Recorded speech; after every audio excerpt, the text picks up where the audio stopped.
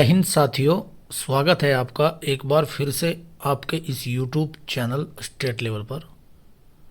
दोस्तों, आज भूगोल का 5वां ये वीडियो आपके समक्ष प्रस्तुत होने जा रहा है। आज का हमारा टॉपिक रहेगा उत्तर भारत का विशाल मैदान।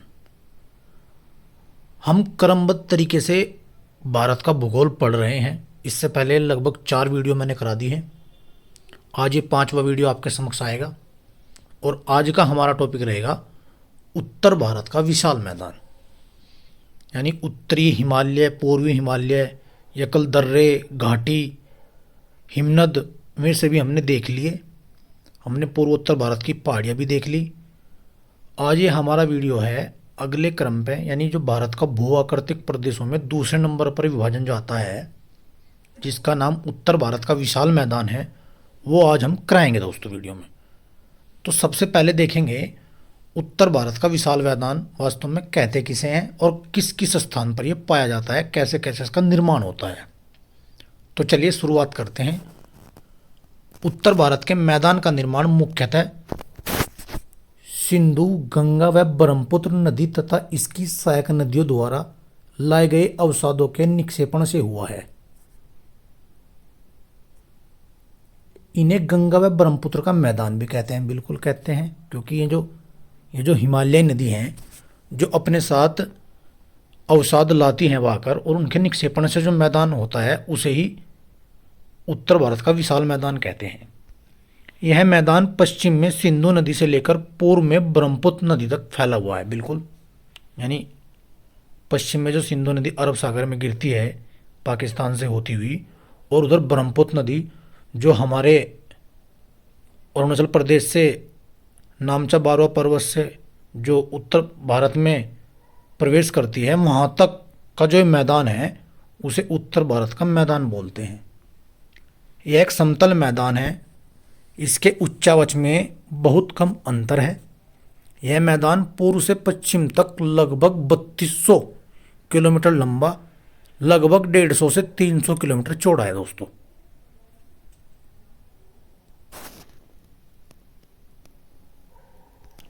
इस मैदान की समुद्र तल से ऊंचाई लगभग 50 से 150 मीटर तक है।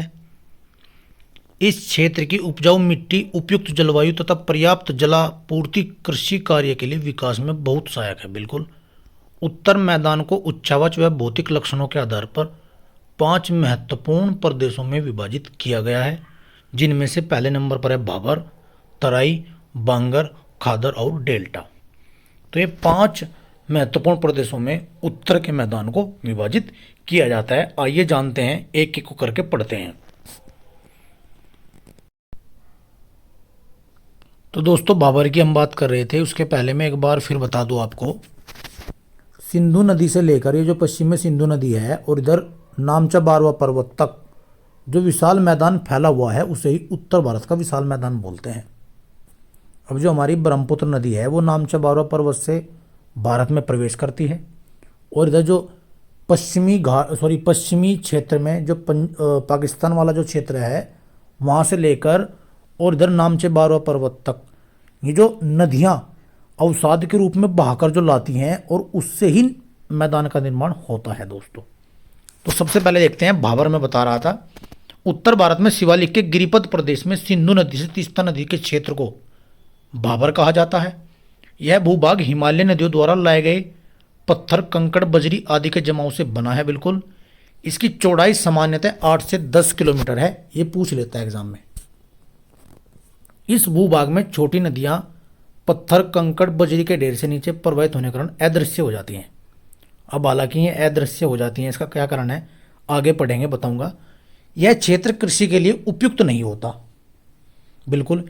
यानी एग्जाम में क्वेश्चन पूछेगा कि भाई कौन सा क्षेत्र कृषि के लिए प्रयुक्त नहीं होता या प्रमुख नहीं होता, तो आपको लगाना है ये जो हम बता रहे हैं भाबर क्षेत्र, ये आपको याद रखना है। चलिए बात करते हैं तराई क्षेत्र की। यह क्षेत्र भाबर प्रदेश के दक्षिण का दलदली क्षेत्र है, यानी भाबर के जो दक्षिण में पाया जाएगा वो तराई क्षेत्र पाया जाएगा, तथा बारीक कंकड़, पत्थर, रेत तथा चिकनी मिट्टी से बना है। इसकी चौड़ाई सामान्यतः 10 से 20 किलोमीटर है दोस्तों। तो अब देखते हैं मैं नदियां अदृश्य कैसे होती थी। भाबर क्षेत्र में जो नदियां अदृश्य हो जाती हैं वे तराई क्षेत्र के धरातल में पुनः दृश्यमान हो जाती हैं। वर्षा की अधिकता के कारण तराई का विस्तार पश्चिम की अपेक्षा पूर्व में अधिक पाया जाता है। बिल्कुल, वर्षा की अधिकता के कारण तराई का विस्तार पश्चिम की अपेक्षा पूर्व में अधिक पाया जाता है। इस क्षेत्र में ढाल की कमी के कारण पानी बिखरा हुआ बहता है, जिससे इस क्षेत्र की भूमि सदैव नम रहती है तथा कृषि के लिए विशेषकर गन्ना, चावल, गेहूं हेतु अधिक उपयुक्त है।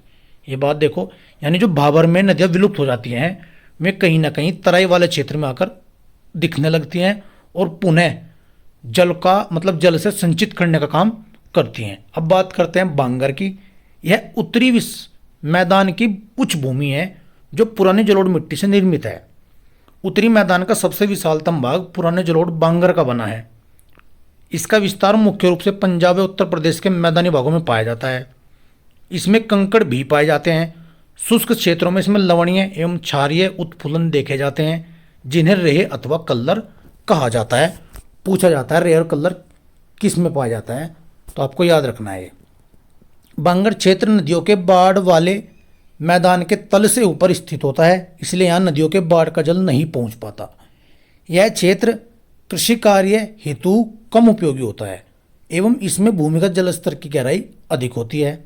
बांगर प्रदेश में अपक्षय के कारण भूमि के ऊपर की मुलायम मिट्टी नष्ट हो गई है और वहां अब कंकरीली भूमि मिलती है। ऐसी भूमि को बूढ़ कहते हैं दोस्तों। तो ये भी बात आपको सीखने को मिलती है। अब देखते हैं खादर भूमि की बात।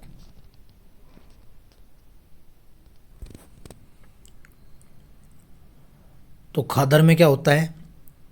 यह उत्तरी भारत के मैदानों की निचली भूमि है जो नवीन जलोढ़ मिट्टी द्वारा निर्मित है। इसमें कांप मिट्टी भी पाई जाती है। पूछा जाता है किसमें कांप मिट्टी पाई जाती है, तो खादर क्षेत्र में पाई जाती है।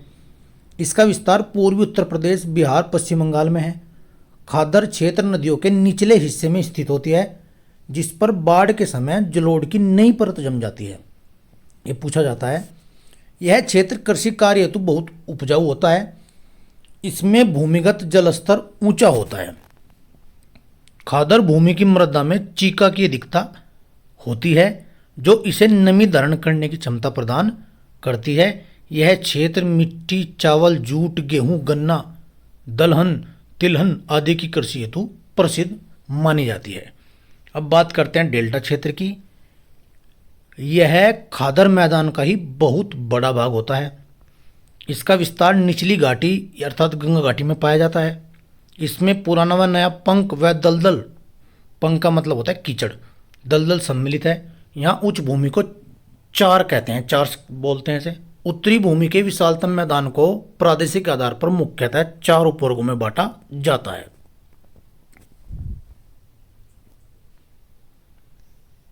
तो उत्तरी, ये जो मैं बता रहा था, उसमें पंजाब का मैदान आता है, राजस्थान का मैदान आता है, गंगा का मैदान आता है, ब्रह्मपुत्र का मैदान आता है।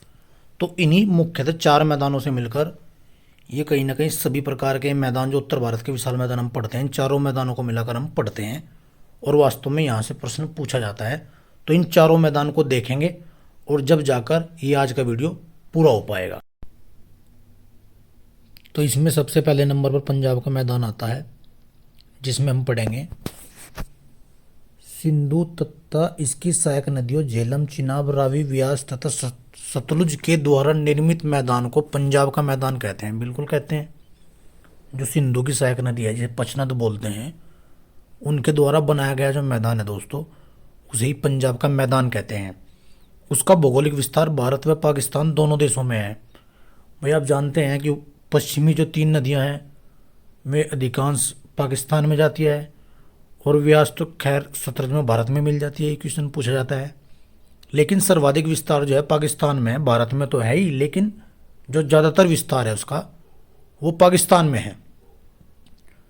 भारत में पंजाब के मैदान के अंतर्गत बारी और बीस्त दोआब के क्षेत्र आते हैं। अभी दोनों बात महत्वपूर्ण हो जाती है। बारी और बीस्त क्या है ये देखते हैं। जो कृषि की दृष्टि से भारत का एक विकसित क्षेत्र है।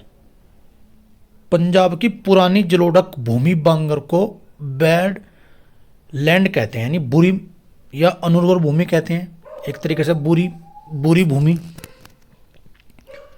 पंजाब के पर्वत पदीय मैदान में नदियों के द्वारा अपरदन से निर्मित भूमि को चौस या चोस कहते हैं।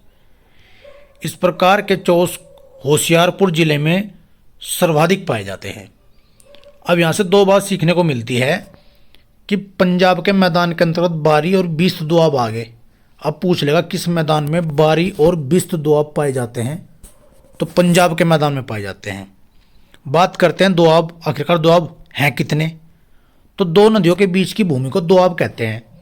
इसका सबसे अच्छा उदाहरण उत्तर भारत में सिंधु नदी तंत्र के दोआब हैं। अब यहाँ से क्वेश्चन पूछता है जो व्यास और सतलुज नदियाँ हैं उसके बीच बिस्त दोआब बनता है, व्यास और रावी के बीच बारी दोआब बनता है, रावी और चिनाब के बीच रचना दोआब बनता है, चेनाब और झेलम के बीच चज दोआब बनता है, झेलम चिनाब एवं सिंधु के बीच सिंधु सागर दोआब बनता है। तो यहाँ से क्वेश्चन पूछे जाते हैं दोस्तों। तो चलिए आगे बढ़ते हैं, बात करते हैं गंगा का मैदान। अब गंगा का मैदान जो है दोस्तों वो 3 भागों में बटा हुआ है। ऊपरी गंगा का मैदान, मध्य गंगा का मैदान और निम्न गंगा का मैदान। अब इसमें क्या है देखो है, अब जो ऊपरी गंगा का मैदान है ये भी पुणे 2 भागों में बटा हुआ है, रुहेलखंड अवध, और जो मध्य वाला है पूर्वी उत्तर प्रदेश बिहार का मैदान, और ये जो निम्न गंगा है ये जो पश्चिम बंगाल का जो मैदान का, ये 3 भागों में बटता है। ठीक इसी क्रम में आगे बढ़ते हैं। बिहार का मैदान 3 भागों में बटा हुआ है, सारण का मैदान, मगध का मैदान और मिथिला का मैदान। इसका विस्तार उत्तर प्रदेश बिहार पश्चिम बंगाल तक है, बिल्कुल मैंने बता दिया। गंगा तथा उसकी सहायक नदियों के द्वारा निर्मित मैदान को मुख्यतः 3 मैदानी प्रदेशों में सीमांकित किया गया है, जिसमें ऊपरी गंगा, मध्य गंगा और निम्न गंगा मैंने बता दिया उसके ऊपर। गंगा के मैदान को रचना एक अग्रगर्त यानी 4 डीप में हुई है। जब प्रायद्वीप भूखंड ने हिमालय के दक्षिणी प्रसार को रोका तो हिमालय के उच्च वलनों के समक्ष एक अग्रगर्त निर्मित हो गया, जो धीरे धीरे हिमालय से निकलने वाली नदियों द्वारा लाए गए अवसादों से भर गया, जिससे अंततः गंगा के विशाल मैदान का निर्माण हुआ है। तो गंगा का जो विशाल मैदान है दोस्तों, अब ये क्या होता है, जो उत्तर प्रदेश या आपका बिहार या जो पश्चिम बंगाल वाली जो बेल्ट है, एक तरीके से जो गंगा जिसे सिंचित करती हुई चलती है, इसे वास्तव में 3 तरीके से बांटते हैं। मध्य या उच्च या पश्चिम बंगाल वाला जो मैदान है सभी को इसी के अंतर्गत आता है। तो ये जिसके अंततः गंगा के विशाल मैदान का निर्माण हुआ, ये बात कह रहा था मैं। उसके बाद देखते हैं, गंगा के मैदान में पूर्व से पश्चिम की ओर जाने पर बंगाल की खाड़ी की शाखा के द्वारा होने वाली वर्षा की मात्रा में समुद्र से दूरी बढ़ने के कारण कमी आती है। बिल्कुल एक क्वेश्चन पूछा जाता है। मध्य गंगा का मैदान बाढ़ से सर्वाधिक प्रभावित क्षेत्र है। मध्य गंगा के मैदान में गोखुर झील अधिक पाई जाती है, क्योंकि इस भाग में नदियां विसर्प के रूप में बहती हैं। गंगा के मैदान में यत्र तत्र गर्त पाए जाते हैं, जिसे पटना के निकट झल्ला तथा मोकामा के निकट टाल कहते हैं। पश्चिम बंगाल में जल से भरे ऐसे गर्तों को बील कहा जाता है। जलपाईगुड़ी दार्जिलिंग जिले का पर्वतीय तथा तराई का क्षेत्र द्वार कहलाता है। ये बात एग्जाम में सीधे सीधे पूछता है दोस्तों। चलिए अब पढ़ते हैं राजस्थान का मैदान। तो इसमें देखते हैं इसमें क्या होता है। इसका विस्तार पश्चिम में अरावली पर्वत से लेकर भारत पाकिस्तान की सीमा तक, उत्तर में पंजाब हरियाणा के मैदान तक, दक्षिण के गुजरात के मैदान तक बिल्कुल फैला हुआ है। राजस्थान का मैदान तथा केंद्रीय उच्च भूमि के बीच अरावली पर्वत एक विभाजक रेखा का कार्य करती है। अब एक पूछता है कि भाई राजस्थान में कम वर्षा क्यों होती है, क्योंकि ये जो आपके दक्षिण पश्चिम क्षेत्र से जो मानसून उठते हैं वे अरावली पर्वत के समांतर होने के कारण निकल जाते हैं आगे, इसलिए वहाँ पर वर्षा नहीं करते हैं। इसलिए मौसम और मैदान में जो उच्च भूमि होने के कारण ये विभाजक रेखा कार्य करती है, यानी कौन, अरावली पर्वत। पूछा जाएगा राजस्थान में कम वर्षा क्यों होती है, तो आपको एक बात याद रखनी है, अरावली पर्वत उस मानसून के समांतर हो जाते हैं, इसलिए में मानसून आगे निकल कर वर्षा करते हैं, ना कि वहाँ पर वर्षा करते हैं। 25 सेंटीमीटर समवर्षा रेखा राजस्थान के मैदान में राजस्थान बांगर और थार मरुस्थल की विभाजक रेखा है। राजस्थान बांगर की उर्वर भूमि को रोही कहते हैं। राजस्थान के मैदान में थार मरुस्थल खनिज तेल, जिप्सम और नमक के भंडार की दृष्टि से भारत का एक महत्वपूर्ण क्षेत्र है। यहाँ कृषि हेतु जल संसाधन के लिए इंदिरा गांधी नहर का विकास किया गया। बिल्कुल। राजस्थान के मैदान में सांबर झील भारत की सबसे बड़ी अंतस्थलीय खारे पानी की झील है। तथा लूनी इस मैदान की एक प्रमुख नदी है। इस क्षेत्र में पहाड़ियों से घिरे अभिकेंद्रीय अफवाह वाले विस्तृत समतल गर्त को बोल्सन कहते हैं। चौरस और प्रवाहित द्रोणी वाली छोटी झीलों को प्लाया कहते हैं। सांबर झील बोल्सन का एक अच्छा उदाहरण है। डिडवाना, कुचामन, सरगोल अन्य झीलें प्लाया के उदाहरण हैं। समस्त मरुस्थलीय प्रदेश में रेतीले टीले तथा बरखान पाए जाते हैं। राजस्थान मैदान का एक बड़ा भाग बालू का स्तूप से ढका है दोस्तों। तो ये सभी जानकारी हमें राजस्थान के मैदान से मिलती हैं।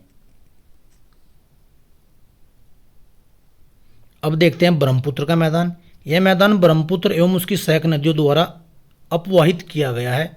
विशाल मैदान का सुदूर पूर्वी भाग है। मैदान का सामान्य ढाल दक्षिण पश्चिम की ओर बंगाल की खाड़ी की तरफ है, बिल्कुल है, क्योंकि ये जो ब्रह्मपुत्र नदी जो बहाकर अवसाद लाती है उसी से बनता है मैदान। ढाल प्रवणता के कम होने के कारण इस क्षेत्र में कई नदी द्वीप बन गए हैं, जैसे माजुली द्वीप। अब पूछा जाता है, मोस्ट इंपॉर्टेंट क्वेश्चन ये बनता है एग्जाम में कि नदी पर बनने वाला एकमात्र नदी द्वीप जो भारत का या विश्व का सबसे बड़ा है, तो दोस्तों उसका नाम माजुली द्वीप है। असम घाटी के उत्तरी किनारों का ढाल खड़ा, परंतु दक्षिण किनारे का ढाल मेघालय की तरफ मंद पाया जाता है। यह मैदान भारत के सबसे उपजाऊ मैदानों में से एक है तथा यहाँ मुख्य रूप से चावल तथा पटसन की खेती की जाती है। ब्रह्मपुत्र मैदानों के कुछ भागों में सहायक नदी द्वारा निर्मित शंकुओं के निर्माण से प्रवाह मार्ग अवरुद्ध हो जाने के कारण गोखुर झील, बील, दलदल एवं तराई क्षेत्र बन गए हैं दोस्तों। तो दोस्तों आज के इस वीडियो से हमने जाना कि उत्तर भारत का जो मैदान है, राजस्थान का जो मैदान है, ब्रह्मपुत्र का जो मैदान है, पंजाब का जो मैदान है, उनमें दोआब कैसे हैं, किस किस नदियों से मिलकर क्या दोआब बनते हैं। तो इस वीडियो के माध्यम से आज हमने यही जानने का प्रयास किया और मैं केवल पढ़ रहा हूँ और आप इसको सुन रहे हैं। और मैं उम्मीद करता हूँ कि प्रत्येक वीडियो, इससे पहले वीडियो मैंने 4 वीडियो करा दी हैं, यदि आप में देखते हैं तो जब आपकी ये वाली वीडियो समझ में आएगी, क्योंकि हम एक क्रमबद्ध तरीके से चल रहे हैं। तो दोस्तों उम्मीद करता हूँ ये आपके लिए काफ़ी हेल्पफुल वीडियो होगी, इसलिए आप इसे बार बार देखिए। पसंद आए तो लाइक कीजिए, शेयर कीजिए, चैनल को सब्सक्राइब कीजिए ताकि आने वाली वीडियो आपको मिलती रहे और आप अपने ज्ञान में वृद्धि करते रहें।